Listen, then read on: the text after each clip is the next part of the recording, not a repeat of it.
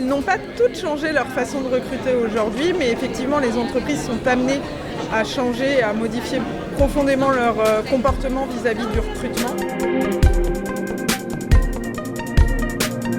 On est sur un marché tendu. Il y a peu de main-d'œuvre disponible, j'ai envie de dire, et donc notamment sur le marché cadre, on est en tension, on est quasiment en situation de plein emploi. Et effectivement, les entreprises sont obligées de changer leur posture. Aujourd'hui, c'est elles qui se retrouvent à j'ai envie de dire, séduire les candidats pour les faire adhérer et faire venir chez eux.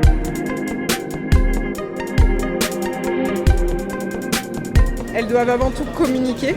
Mais alors communiquer, ça veut tout et rien dire à la fois. Comment on fait aujourd'hui pour communiquer quand on est une petite et qu'on n'a pas les moyens d'une grosse pour travailler sa visibilité? Et c'est vrai qu'elles en ont pourtant autant besoin. Donc comment fait-on? Déjà on définit sa stratégie, ce sur quoi on a envie de communiquer. Puis après on va identifier les canaux de communication. Et les moyens en fait de le faire et après comment le faire vivre dans la durée parce que c'est pas un one shot la communication des entreprises, surtout sur les sujets du recrutement, c'est quelque chose qui se travaille dans le temps et dans la durée. Pour moi il y a trois maîtres mots en fait, c'est authenticité, transparence et illustration. C'est-à-dire que c'est de montrer des choses qui se passent par des exemples. C'est de faire vivre un petit peu ça. Avant tout, la communication, c'est bien, mais c'est un outil qui sert les intérêts de l'entreprise. Il ne faut pas oublier le fond avant la forme. Et en communication, c'est essentiel parce qu'on peut avoir envie de se précipiter sur les réseaux, de diffuser une fiche de poste, etc. Et derrière, de se priver des candidats qui nous correspondent vraiment parce qu'on ne s'est pas interrogé sur son ADN, sur les manières et les canaux de diffusion réels, mais avant tout sur les candidats. Comme en marketing, on va être sur du marketing RH, c'est-à-dire qu'avant on avait l'achat d'espaces publicitaires, on venait questionner beaucoup les gens.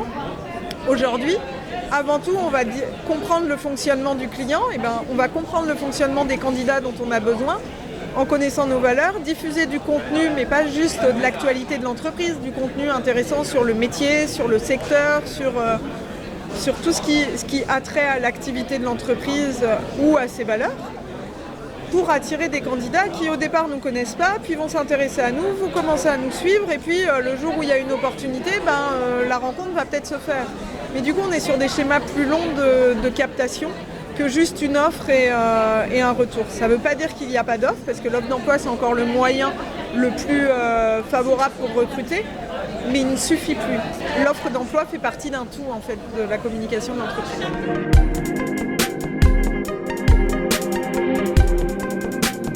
Partir sur quelque chose de basique, c'est déjà en tant que dirigeant, c'est de se poser sur les questions, ses forces, ses faiblesses, ses opportunités, ses menaces. Ce qui peut être intéressant, c'est d'en faire un véritable projet d'entreprise avec les salariés qui sont déjà dans l'entreprise et déjà peut-être les questionner eux sur quels sont les leviers, qu'est-ce qui fait qu'aujourd'hui vous restez dans l'entreprise, que vous n'avez pas envie d'en partir, tout simplement, et vous allez voir que vous allez prendre conscience en fait des éléments qui sont des éléments de votre marque employeur à communiquer à des potentiels candidats. Je vous prends un exemple. Une entreprise qui attire des jeunes diplômés mais qui ne s'est pas rendu compte que son mode de fonctionnement interne après correspondait plutôt à d'autres profils qui sont plus installés. Je vous prends un exemple sur les congés. J'ai eu une entreprise qui se plaignait d'avoir un turnover au bout de 2-3 ans sur plutôt les profils jeunes. Donc me disant que les jeunes ne restaient pas, ils n'étaient pas fidèles, etc. Puis en questionnant un peu l'organisation, finalement, j'apprends que sur 5 semaines de congé, il y en a quasiment 3 d'imposés l'été sur la période fin juillet, mi-août, puis une semaine à Noël. Pour des jeunes diplômés, aujourd'hui, c'est bien le temps de se former, d'acquérir les compétences, mais après, pour le souhait d'équilibre entre vie pro, vie perso, ils partent dans des entreprises qui ont une organisation du travail plus souple. Ce qui veut dire qu'il vaut mieux communiquer sur ces éléments-là de manière neutre, sans dire c'est bien, c'est pas bien. Le sujet, il n'est pas de se transformer, il est d'être conscient de qui on est pour pouvoir attirer les candidats avec qui ça va matcher durablement. A l'inverse, j'avais une petite entreprise qui, elle, en échangeant avec cette entreprise, s'est rendu compte que dans sa structure, pour elle, les congés, c'était qu'une question d'organisation et tout pouvait se faire. Mais elle n'en avait jamais parlé en process de recrutement parce que pour elle, c'était quelque chose d'évident.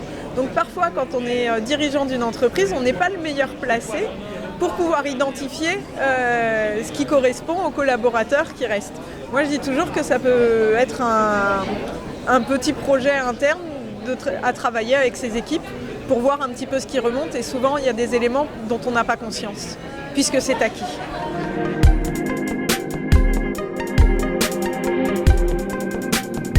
C'est pas tant qu'elles étaient passives. Avant, peut-être que le mode traditionnel, c'était diffuser une offre et puis on attendait les candidatures. Aujourd'hui, le taux de retour sur les candidatures est faible. Communiquer sur un seul job board, c'est pas suffisant.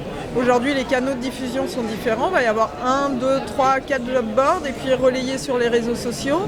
Donc, c'est quelque chose avec lesquels les entreprises ne sont pas forcément familières si elles n'ont pas de personnes dédiées. Et du coup, elles peuvent se retrouver à se priver de candidatures qui pourraient être pourtant en adéquation avec leurs besoins.